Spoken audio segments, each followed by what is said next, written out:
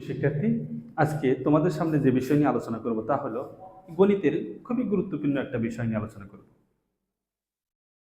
দেখো, বোর্ডে আমি লিখেছি কমার ব্যবহার। গণিতে বিভিন্ন সমস্যার সমাধান করতে গেলে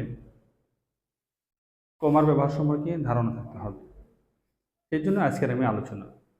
দেখো, শুরুতেই কমার ব্যবহারের দুইটা পদ্ধতি রয়েছে। একটা হলো দেশীয় রীতি, আরেকটা হলো আন্তর্জাতিক রীতি। অর্থাৎ কমা ব্যবহারের দুইটি পদ্ধতি রয়েছে, দুইটি রীতি রয়েছে। একটা হলো দেশীয় রীতি, আরেকটা হলো আন্তর্জাতিক রীতি। শুরুতেই দেশীয় রীতি নিয়ে আলোচনা করব। যেমন দেশীয় রীতিতে আমরা কমা কোথায় কোথায় ব্যবহার করি। দেশীয় রীতিতে সাধারণত হাজার, লক্ষ এবং কোটির ঘরে আমরা কমা ব্যবহার করে থাকি। অর্থাৎ দেশীয় রীতিতে প্রথমে 3 ঘর পর, এরপর 2 ঘর পর পর, 2 অঙ্ক পর পর কি করতে হয়? কমা ব্যবহার করতে হয়। এটা হলো আমাদের দেশীয় রীতিতে কমার ব্যবহার। আমি যদি উদাহরণের সাহায্যে দেখি তাহলে এই জিনিসটা আমাদের জন্য বোঝা সহজ হবে। দেখো, আমি একটা সংখ্যা বোর্ডে লিখছি, তা হলো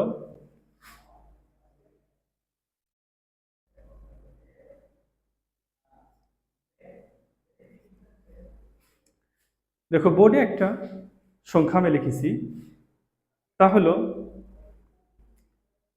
21,032। যদি আমরা কমা ব্যবহার করি তাহলে কিন্তু আমাদের এটা বোঝা বেশি সহজ হয়। তাহলে আমরা বলেছিলাম যে দেশীয় রীতিতে কমার ব্যবহার আমরা কিভাবে করি? প্রথমে 3 ঘর পর, পরবর্তীতে 2 ঘর পর পর কমা ব্যবহার করব। তাহলে অর্থাৎ হাজারের ঘরে, লক্ষের ঘরে, কোটির ঘরে। তাহলে এখন দেখা যাচ্ছে যে আমরা যে সংখ্যাটা লিখেছি তা হলো 21,032। এর চেয়ে যখন আমরা বড় বড় অনেক সংখ্যা আসবে তখন কিন্তু কমা ব্যবহার করলে আমাদের জন্য আরো বেশি সুবিধা হবে। তাহলে এই যে দেখো,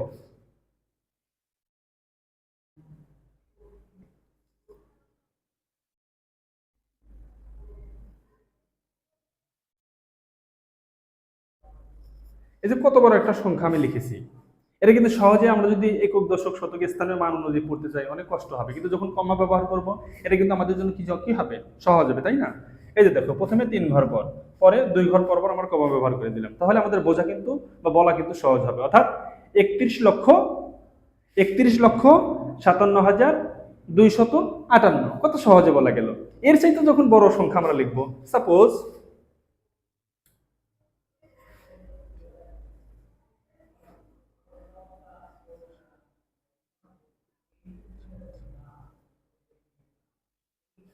এই যে দেখো কত বড় একটা সংখ্যা আমি লিখেছি, তাই না? কিন্তু যখন কমা ব্যবহার করব কত সহজে বলা যাচ্ছে। প্রথমে 3 ঘর পর, অর্থাৎ হাজারের ঘরে, লক্ষের ঘরে, কোটির ঘরে আমরা কমা ব্যবহার করলাম। অর্থাৎ প্রথমে 3 ঘর পর, তারপরে 2 ঘর পর পর আমরা কমা ব্যবহার করব।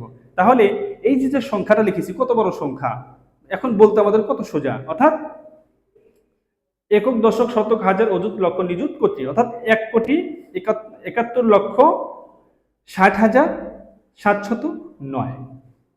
তাহলে কমা যখন আমরা ব্যবহার করবো আমাদের কিন্তু বলা খুবই সহজ হচ্ছে। অর্থাৎ একটা সংখ্যাকে যত বড় সংখ্যায় হোক না কেন আইডেন্টিফাই করা আমাদের জন্য কি হবে? সহজ হবে। এবার আসো, এটা হচ্ছে দেশীয় রীতির ব্যবহার আমি সম্পর্কে আলোচনা করলাম। এবার আসো আন্তর্জাতিক রীতির ব্যবহার। আন্তর্জাতিক যে সংখ্যাগুলো রয়েছে এখানেও কমার ব্যবহার রয়েছে। আমি একটা সংখ্যা লিখি, যেমন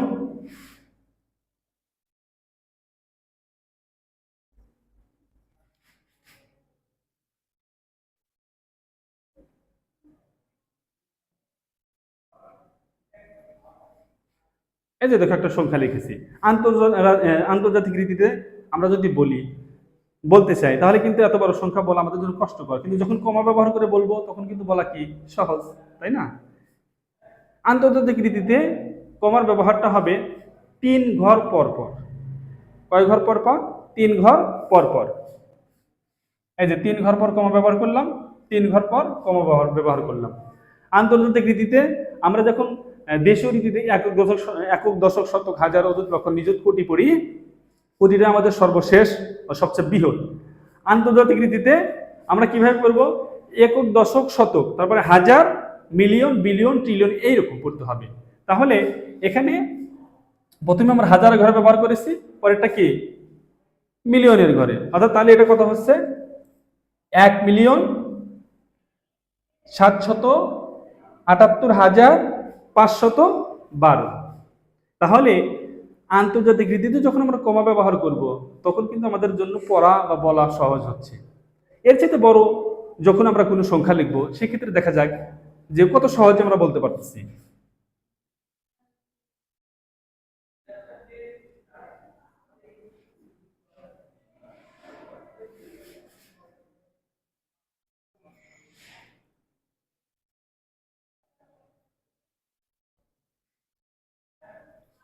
এই যে কত বড় একটা সংখ্যা বোর্ডে লেখা হলো, এটা যদি বলতে যাই বলা কত কঠিন হবে, কিন্তু যখন কমা ব্যবহার করে বলবো তখন কিন্তু কত সহজ সহজ হবে। তাহলে আন্তর্জাতিক ভিত্তিতে কমার ব্যবহার কয় ঘর পর পর হবে?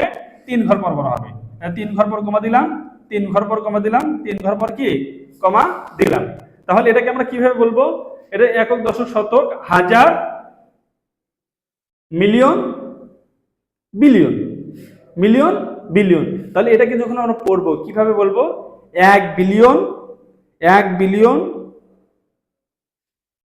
217 মিলিয়ন 786,132।